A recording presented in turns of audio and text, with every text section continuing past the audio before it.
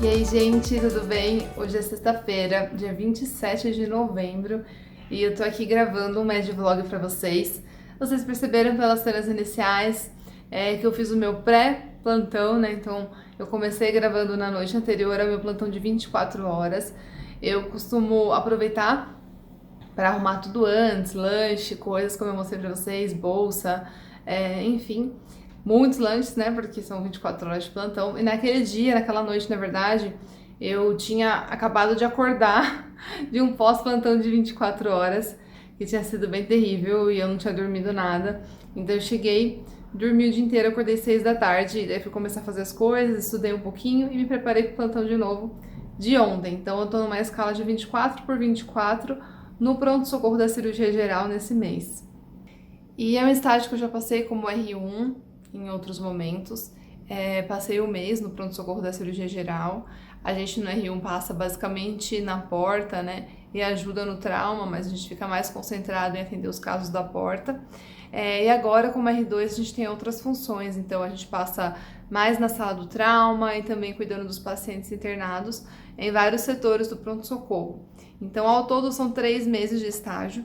Eu vou voltar em janeiro, então tô terminando esse mês de novembro, depois eu volto janeiro e fevereiro de novo no pronto-socorro para várias escalas. Então agora eu tô fazendo uma escala, janeiro eu vou fazer um horizontal dia e fevereiro eu vou fazer horizontal noite. Então fevereiro acho que vai ser o pior de todos, no caso. Mas é isso, faz parte aí da nossa formação clássica de pronto-socorro e cirurgia geral. É um estágio que a gente aprende muito trauma, muito caso complexo de pronto-socorro também, enfim.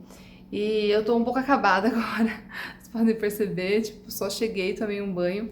Aí o Fábio preparou aquele café da manhã maravilhoso que vocês viram, pra recompensar o plantão. O plantão não foi muito bom. Mais tarde eu venho e conto um pouquinho pra vocês de como foi esse dia. Não consegui gravar muito lá, por conta das coisas que aconteceram. Fiquei muito chateada, todo mundo tava muito chateado, enfim. Não deu pra gravar muito, mas eu achei legal de gravar esse vídeo pra vocês. E contar também pra vocês saberem algumas coisas, vida real. E aí, pessoal, eu acordei do meu soninho, me arrumei um pouquinho pra ficar mais apresentável pra gravar pra vocês. Vou contar então como foi meu plantão agora que eu já tô devidamente descansada. Se vocês ouvirem um barulho de fundo é porque, gente, tá acontecendo uma reforma, tentei dormir a tarde toda e o barulho, falei, acho que eu não vou conseguir dormir. Mas dormi porque eu tava cansada, então deu tudo certo. Vocês podem ver que esse é o nosso novo cantinho Mediares, olha só que fofinho os quadrinhos que a gente colocou aqui. E o xadrez do Fábio, porque ele ama, então eu gostei desse fundo pra gravar esse vídeo e conversar com vocês. Vamos lá, gente. Como eu falei, tô num rodízio de 24 por 24, então eu, por exemplo, dei plantão de 24 na terça, aí quarta-feira eu voltei, fiquei 24 horas de descanso. Daí foi quando eu comecei a gravar o vlog, né, fazendo as coisas pro plantão no dia seguinte, e foi na quinta-feira, ontem, então eu entrei às 7, e 7 de hoje tem a troca de plantão, então a gente não sai às 7 horas, a gente fica na troca de plantão, que é basicamente fazer um round pelo pronto-socorro, desde a sala de emergência até aquelas unidades que eu falei do pronto-socorro que a gente dá plantão, que são unidades de observação, semi-intensivo, enfim, já tá tendo um pouco semi-intensivo agora lá.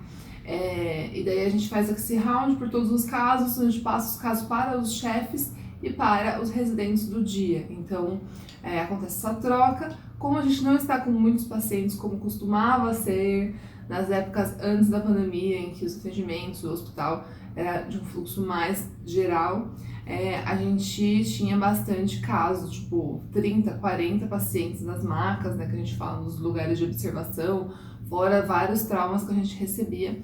Mas nesse contexto de pandemia a gente percebeu que o fluxo está menor, porque o hospital ainda está dividido em áreas COVID e áreas não COVID, e não está recebendo toda a demanda de cirurgia geral, ou a maior parte da demanda de cirurgia geral como costumava receber antes. Então a gente está com bem poucos pacientes comparado com o nosso fluxo anterior, então a visita acaba sendo mais rápida. Eu lembro quando eu era interna, ou quando eu era R1, as visitas acabavam tipo 10 da manhã. Então o pessoal da noite continuava até as 10 até terminar a visita. Agora a visita tem acabado 8h30, 9 horas, o que é mais cedo. Daí eu vim pra casa para descansar. Agora são 4 horas da tarde, já acordei, né, do meu descanso. Eu costumo acordar por volta desse horário, a não ser em plantões que são mais pesados, tipo o anterior, que eu acordei 18 horas. Mas eu tento acordar mais cedo pra ver se eu consigo estudar, fazer alguma coisa, fazer uma atividade física. Esse é sempre o meu objetivo do pós-plantão, porque depois logo vem outros plantões, apesar que esse final de semana eu tô livre, então eu tenho o final de semana livre e só volto segunda-feira. Mas assim, normalmente é um pouco mais intenso, então a gente sempre tem que aproveitar o pós-plantão para fazer coisas úteis. Já mostrei várias vezes para vocês, né, em vlogs. Se você não viu, vou deixar alguns vlogs aqui na descrição para vocês acompanharem também. E eu tinha comentado com vocês que o plantão não foi muito legal em termos, né, de sentimentos. E assim, não vou entrar em detalhes porque eu acho que é antiético, mas basicamente houve um erro de registro em prontuário por parte dos residentes, enfim. E daí a gente, de um plantão para o outro, ficou aí algumas coisas que a gente não sabia se tinha sido feito ou não, foi passado que foi feito, mas não foi anotado, e daí, enfim, teve uma questão lá.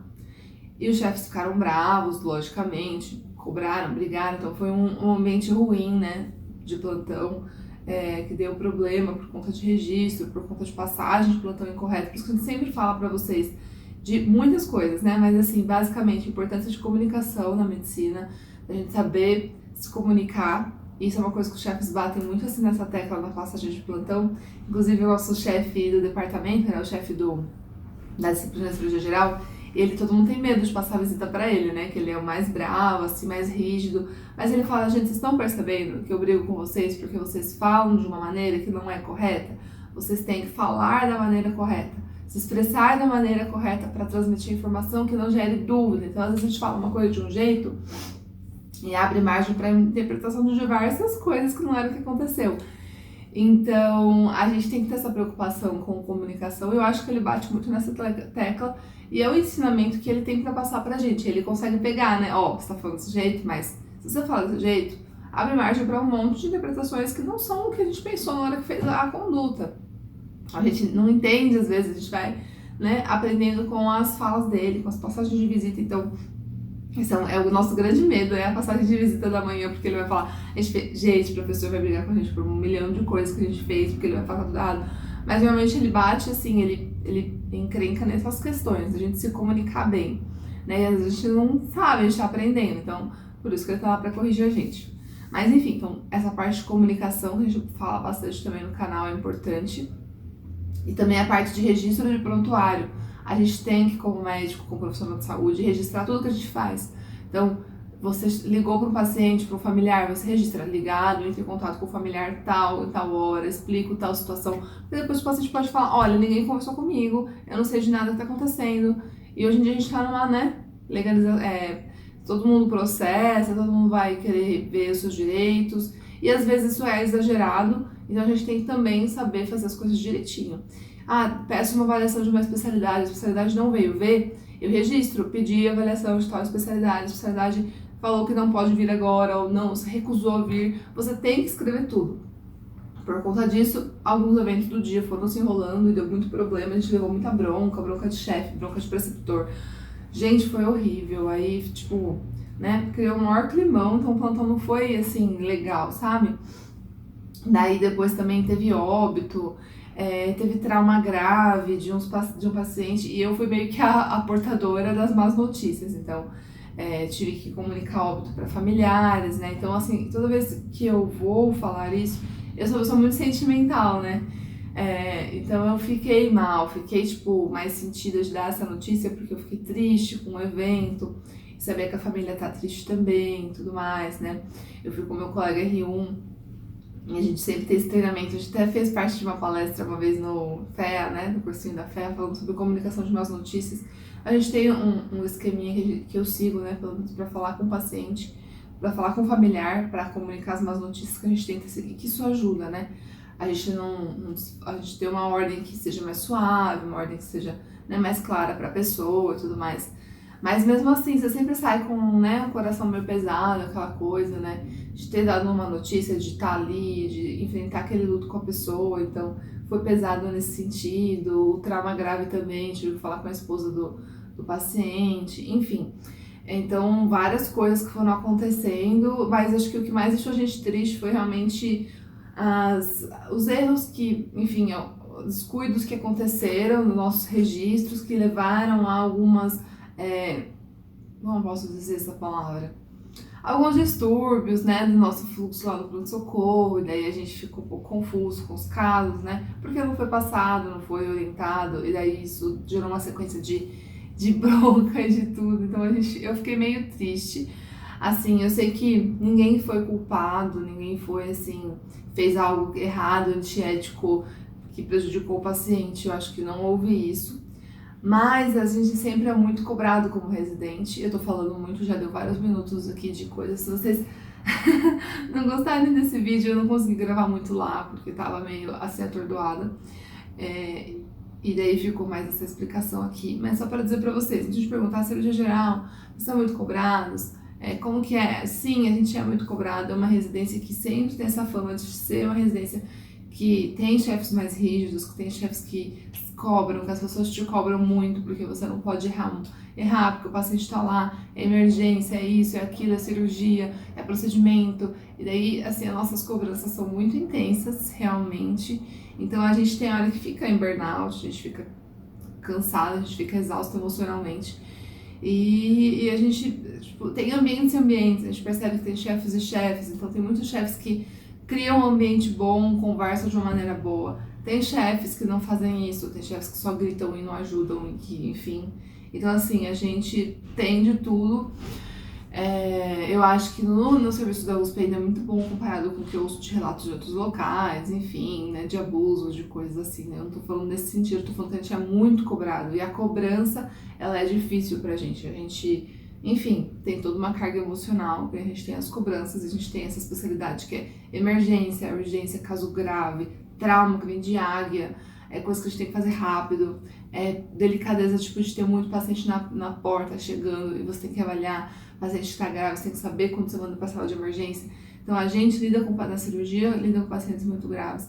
Então as consequências de pequenos descuidos ou de pequenas atitudes que às vezes a gente acha que, não, tudo bem, elas são ruins. Então a gente, nesse sentido, tem uma cobrança muito grande. Mas passou, lições aprendidas, a gente conversou entre todos os residentes, tá tudo certo, mas o clima do plantão foi esse, foi um clima tipo bad vibes, e passou, esperamos melhorar, né, para os próximos plantões.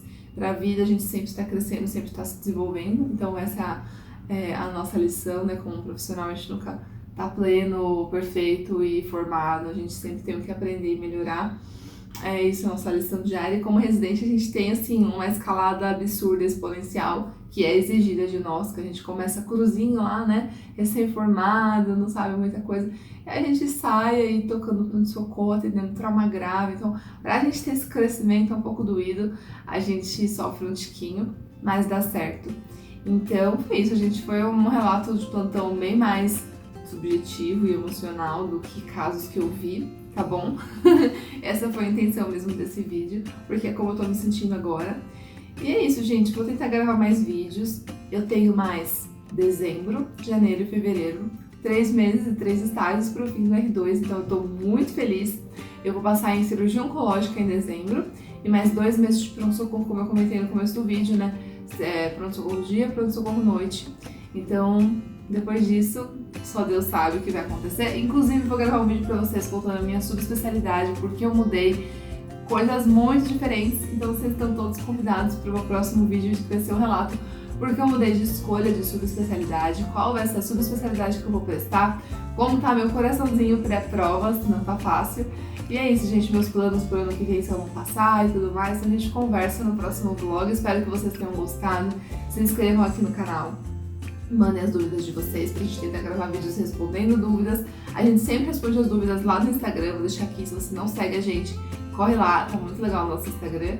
E se vocês quiserem mandar dúvidas aqui pelos comentários do YouTube, eu também vou selecionar vídeos pra pôr também no vídeo respondendo comentários do YouTube, então participem, tá bom, pessoal? Muito obrigada se você assistiu até aqui, beijos e até a próxima!